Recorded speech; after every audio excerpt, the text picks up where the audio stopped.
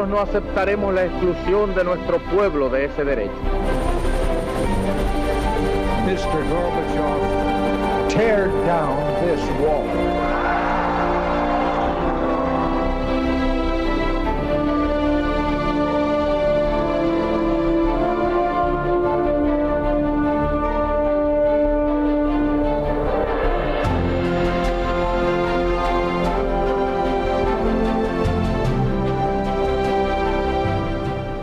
Buenas noches, señoras y señores, bienvenidos a Tiempos Modernos. Durante largas décadas la revolución comunista pareció incontenible.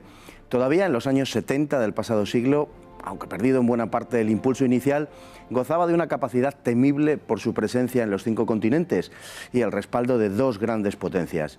Sin embargo, mediada la década de los 80, una de ellas, la Unión Soviética, pareció tocar fondo. El lustro posterior demostraría lo acertado de tal suposición.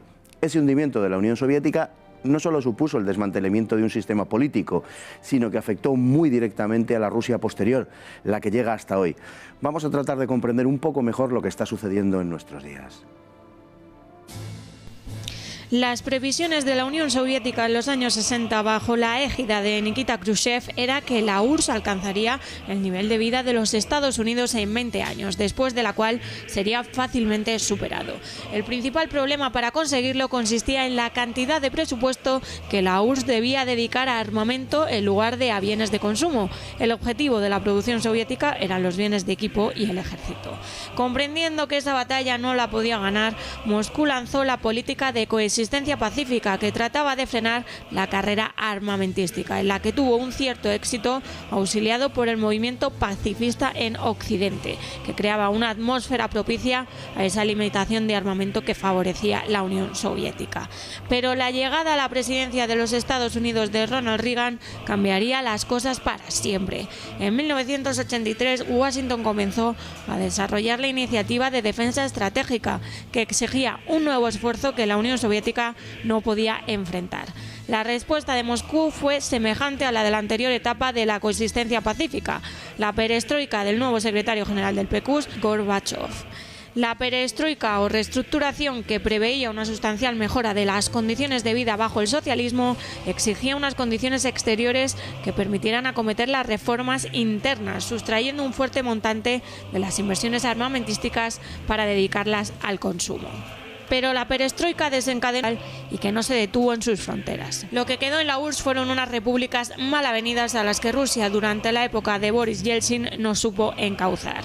De pronto, los rusos habían dejado de contar en el panorama internacional, ocupados por un sinfín de problemas internos, desde la aparición de las mafias hasta la extensión de la pobreza y el surgimiento del problema islamista, muchas veces en forma de cruel terrorismo. Entre tanto, los occidentales no solo mantenían el cerco que habían dispuesto a Rusia durante los años de la Guerra Fría, desdiciéndose de sus promesas, sino que incumpliendo la palabra empeñada por el secretario de Estado norteamericano James Baker. La OTAN había extendido sus fronteras no ya a los países miembros del antiguo Pacto de Varsovia, sino incluso a las antiguas repúblicas soviéticas. Los países bálticos pasaron a pertenecer a la OTAN y comenzaron la agitación en Ucrania, que prosigue a día de hoy. La llegada de Vladimir Putin a la presidencia de Rusia, determinado a defender los intereses de Moscú, ha modificado un panorama internacional en el que los rusos tienen buenas razones para desconfiar de los occidentales.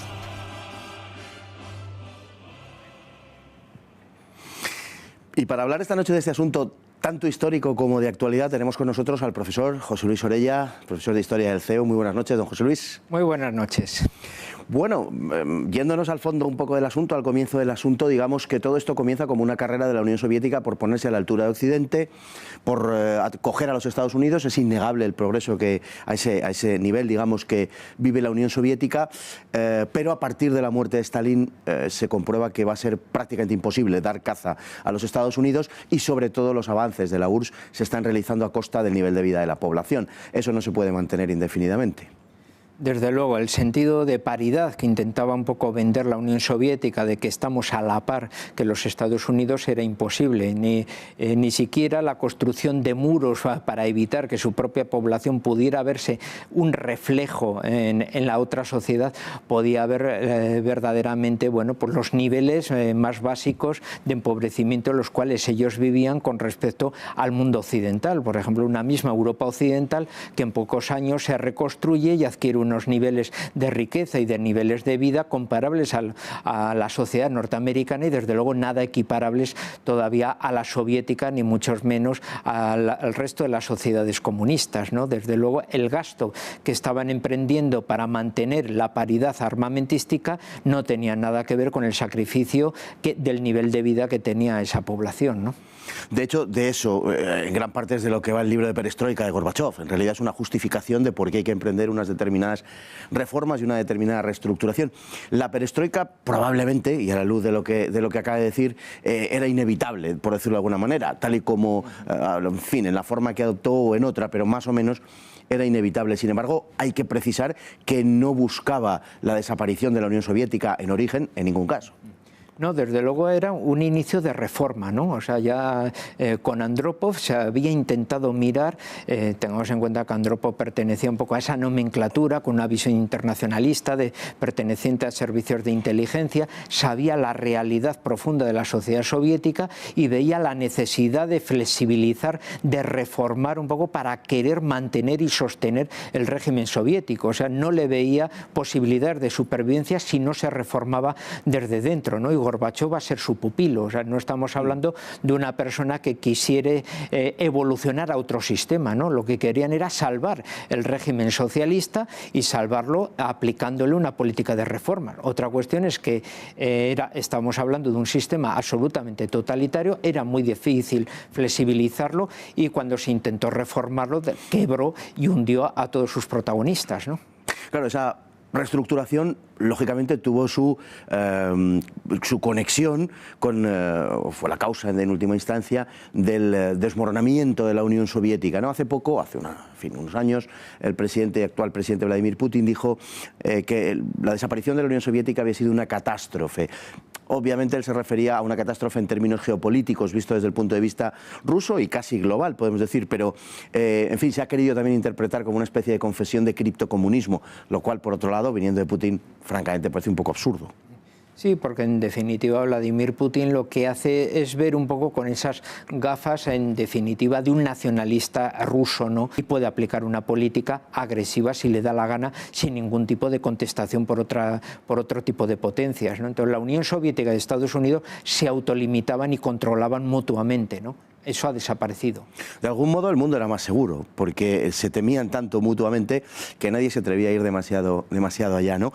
En todo caso, cuando la Unión Soviética se viene abajo, se empieza a venir abajo, parte de ese proyecto y parte de ese hundimiento se debe lógicamente a Occidente y a Rusia, casi más que podemos decir por lo que ha venido después, que a la Unión Soviética se le dan una serie de seguridades. Kohl, Mitterrand, por supuesto los Estados Unidos y Gran Bretaña, le dan una serie de seguridades en el sentido de que no tienen nada que temer, pueden retirar sus tropas de los países que están ocupando o en los que están establecidas de Europa Oriental, porque Occidente, la OTAN, valga decir en este caso, no tiene nada contra ellos. No van a ocupar esos territorios, ni muchísimo menos las repúblicas de la Unión Soviética que constituyen todavía en ese momento la Unión Soviética en caso de que se declarasen independiente. Esa promesa, verbalizada por James Baker, como se ha dicho, es flagrantemente incumplida y además al muy poco tiempo. Todavía seguimos en ese asunto, ¿no?